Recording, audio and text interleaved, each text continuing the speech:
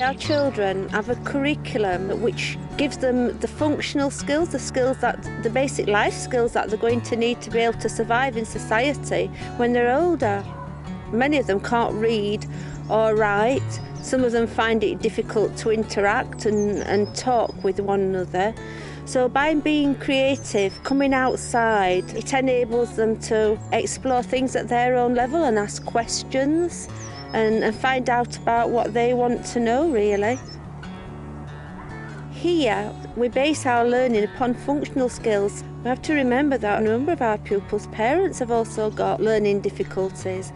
So really we're giving them very, very rich experiences within school to complement sometimes what they don't always get at home.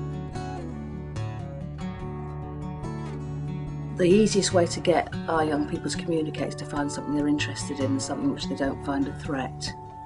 So rather than have them sat behind a desk and this is what we're going to do, get them doing an activity and then gradually, without even realising it, they start talking. They talk about their own barriers to learning, they talk about what they enjoy doing, and then you can obviously build upon those strengths. For children who face many difficulties and barriers in their day-to-day lives, it's important that we start with and build on what they're interested in, what is important to them, what they're good at, and use that as a basis for designing the curriculum, learning and teaching. Where did you find them, Tyler? On the nature trail. On the nature trail, what did we look under? Did we look at the totem pole? And what did I do? What did we do with the totem pole? Pick it up.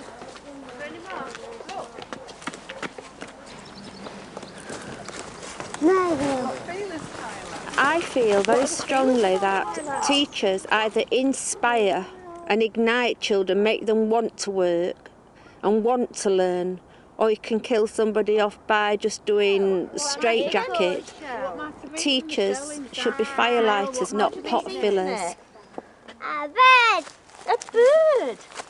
Everyone else has got one too. We're not just giving them information, we're helping them progress their learning. And to do that, you can't just tell them what to do or facilitate it. You've got to coach them, you've got to work with them, developing their skills, developing their understanding, letting them try things, picking up where things haven't quite worked out or they've understood. And it's far more of a coaching role than it is the traditional old-fashioned teacher role.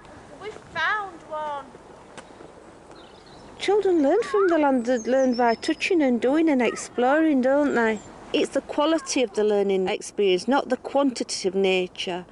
When I think about it, if you make learning full, fun, exciting, meaningful, worthwhile, you can still use the national curriculum as something to plan around and a guideline. It's a framework. You don't just jump and put things into slots and put things into different compartments. You get the results if relationships are right.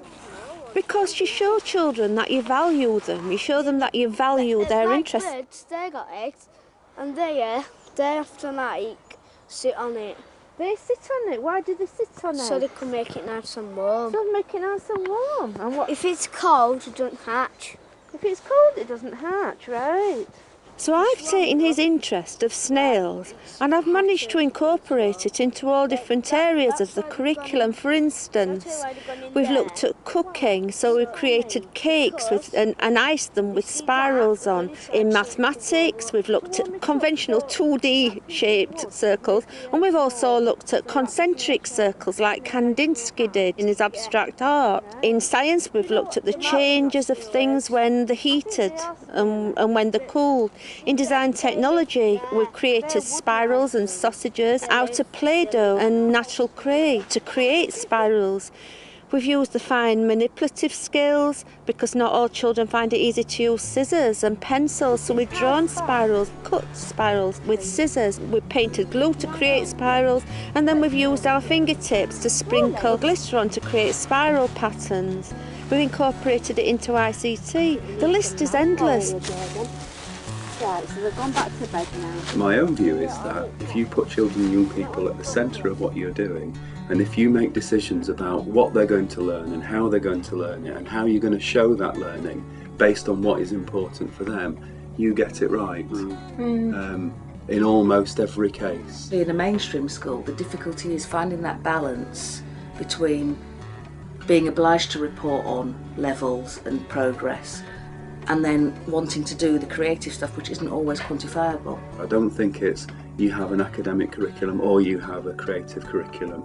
I think it's both. It's a lot easier to be creative if you do have the time. We have 45-minute, 50-minute lessons, and it's quite hard to really get into creativity because students are only really getting the hang of where you're going with it, and then it's time to back away and move on to something else.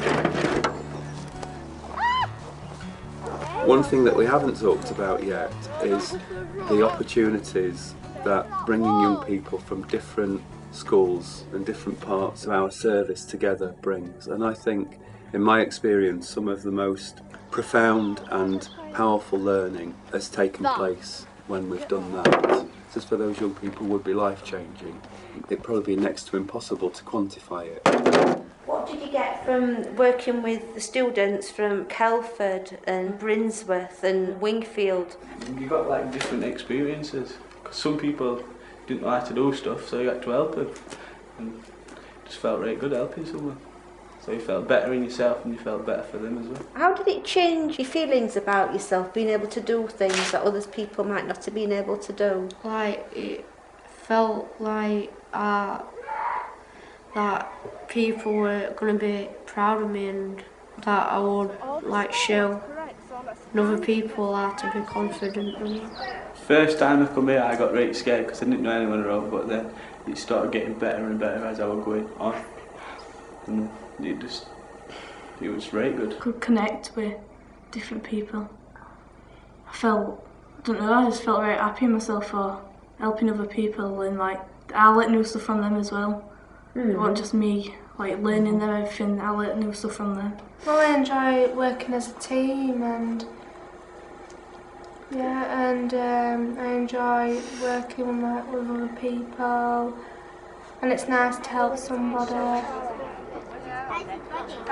and it's nice to talk to somebody and make friends with other people from other schools. You got to do different stuff, you got to make stuff, you got to be creative. They're all individuals within their own right and in society. Yes, they might seem as bizarre, but here they're a person who's got a little voice inside. Wingfield come in morning, like 8 of us, and I've got 2 friends called Dylan and Dom. And we work together to like do different art stuff and do use details and like other stuff like leaves outside and collages and that. When I first came, I was very quiet. I wasn't very confident. I didn't want to really talk to people much. Really, I wanted to work on my own more. And it's really improved me and made me feel good about myself.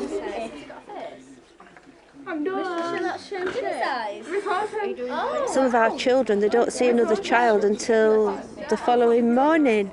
Sometimes at weekends they will go home and they're not talking and mixing and socialising and interacting, and I think by doing the alternative curriculum, which is very structured, it gives them the basic life skills in which they're able to function. I get more help here if I ask for help. And I really like it at this school. It's a good school and it's really improved me. Got me to college and like got me doing work, and it's just really good. I wouldn't have been where I were now if it weren't for this school. I think the biggest thing is they feel safe and they feel valued. I think that's the key to success here. They've got wonderful playgrounds and the nature bits, and it could have just been a plain bit of grass, couldn't it? But it's the thought behind the ideas and how we're going to actually interact with the young people and what's going to actually make them want to learn that's created that. Not everyone's got the huge grounds and things like that, but you can still do something with what you've got. There's so much to learn from the children here. Strange, isn't it, me a teacher learning from children with learning difficulties, but I've learnt so many life skills from them. I think it's made me a stronger and a better person, really.